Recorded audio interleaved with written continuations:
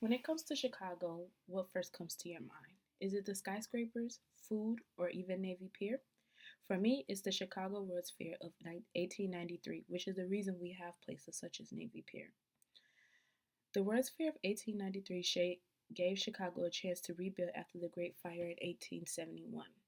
It gave people a sense of hope that this once birthed city could flourish into a place that would inspire many people around the world, and the fair did just that.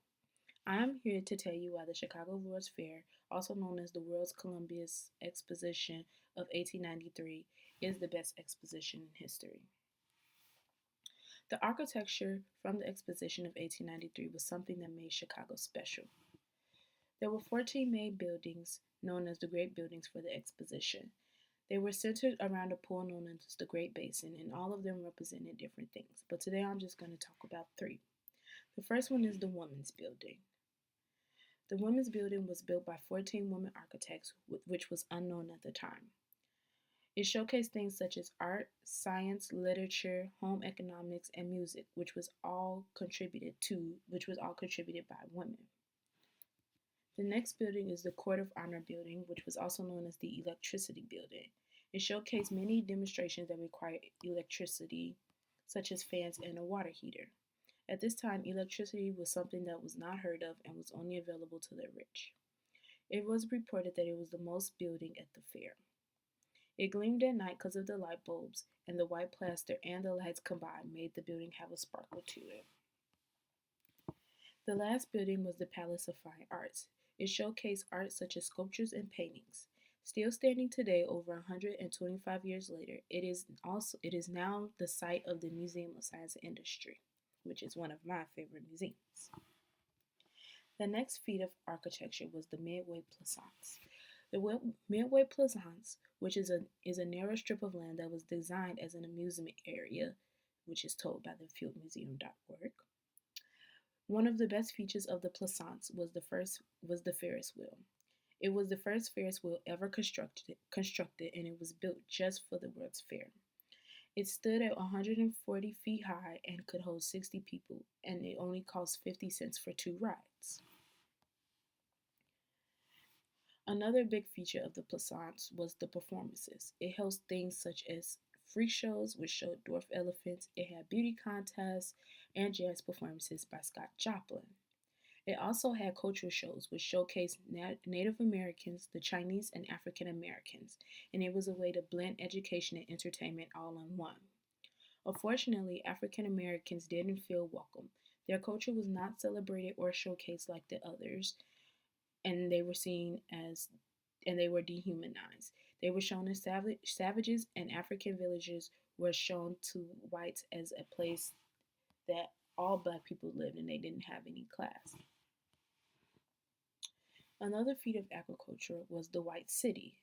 It was called the White City due to its appearance of its massive white buildings, which were designed by Frederick Law Homestead, Daniel Burnham, and Edward H. Bennett. It was inspired by the neoclassical and Beaux Arts designs of Italy and France, and its legacy is so important that has inspired many buildings around the world ever since 1893, such as museums and banks. Electricity is what made the exposition really pop in the eyes of the visitors. Nikola Tesla and Westinghouse provided their electricity for the fair, which was known as AC current or alternative current. The two of them spent more than $554,000 on bidding to provide electricity for the fair, which was quoted in the history documentary The Man Who Built America. The Court of Honor building, which I mentioned before, was the building for electricity. It was a place for people to show off their inventions that needed electricity. It was quoted that people would break down crying because they never seen anything so beautiful. Light bulbs were the main attraction when it came to electricity. Some more attractions were hot plates, fans, bed warmers, radiators, water boilers, water heaters, and a kettle. The best thing about the exposition was the attractions and demonstrations. One of the most important things showcased at the fair was food.